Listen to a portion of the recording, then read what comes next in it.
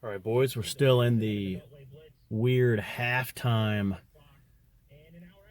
segment of movie watching, which is everything from November 1st up to Thanksgiving week, Thanksgiving Monday. So just going through some old films, but also kind of new ones. And then last night's feature presentation was one that I've never seen before. It's called Cellular from 2004. This was picked in a One for All the Marbles by JHL at. And this one is a DVD that I found in the library about a year ago for free, and I just grabbed it because it looked like a possibility to throw in. And I was going to throw it away, but JHL picked it, and so I watched it, and I'm glad I did. And if you look at the DVD cover, the movie color cover, it looks kind of like something you would see and maybe settle on and be like, this would be good to watch. Back when you'd still go to the video store, and around 2004, people were still going to the video store. It's probably around 2005 that you saw the turn of that really starting to end. But this one stars Kim Basinger as she's a wife of a real estate guy who gets kidnapped and taken to a remote house. She doesn't know where she is, and locked into a room. And then one of the kidnappers bashes the phone that's in the room and destroys it. But she's like a science teacher, high school science teacher. She has a lot of knowledge about science and stuff. And so she finds a way to kind of wiggle the wires around or something and put some of the parts back together and just somehow get to where she could dial random numbers for help. Or it somehow just dials random, there's no like punch or anything, but somehow she gets it to dial a number. I forget how, but it's picked up by a young man. The actor is played by Chris Evans. You've probably heard of him, who is a kind of immature, irresponsible, and selfish guy, probably 20, 21 years old. Those adjectives were used to describe him by his girlfriend in the film, or his ex-girlfriend in the film, who was played by Jessica Biel. And he at first thinks that Kim Basinger's character, Jessica Green, I think it was, that she is just like, it's a kind of a prank call. And eventually he starts to go, maybe this is right. And he goes to the police station. The first person he talks to about it is a detective named William H. Macy, who's about to like retire or go into day spa business with his wife. And he's more just kind of a desk type of guy.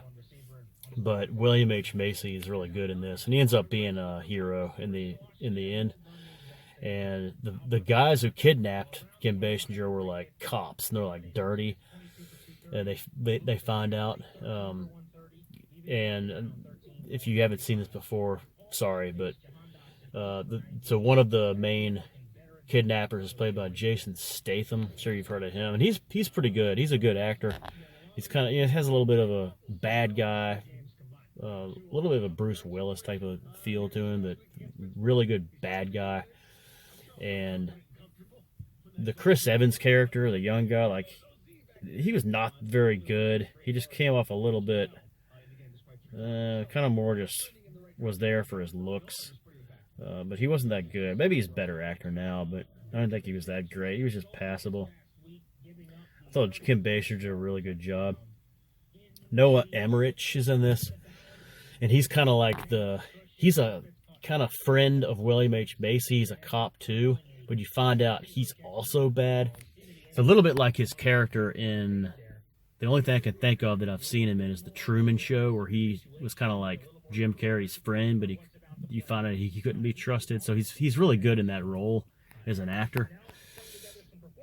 So Noah Emmerich was really good. And so the kid who played Kim Basinger's son was solid. The husband, who you don't see a whole lot of, was just okay. The guy that was driving the Porsche, I forget what car, but Chris Evans like hijacks it because he needs the car. But The guy's name is Rick Hoffman. He's like, I thought he was way over the top with the whole like shady, jerk, like a lawyer guy. But also, that was a little hard to swallow. The Chris Evans character kind of being kind of a goof off. He was really like really wanted his ex-girlfriend back, Jessica Biel, and it was kind of hard to swallow him like suddenly just taking on this role of going all out to help Kim Basinger. But whatever, I guess it could happen in the adrenaline, the moment, and realizing the severity of it. But you also have Adam Taylor Gordon was the name of the kid. It was like, I think he's supposed to be like middle school age maybe. But so I really like this movie. You also have Willie Galt in this movie, who plays he's like a security or cop guy at the airport. So he has a small cameo role in this. Willie Galt, who played for University of Tennessee, is a wide receiver. He's a great track star too.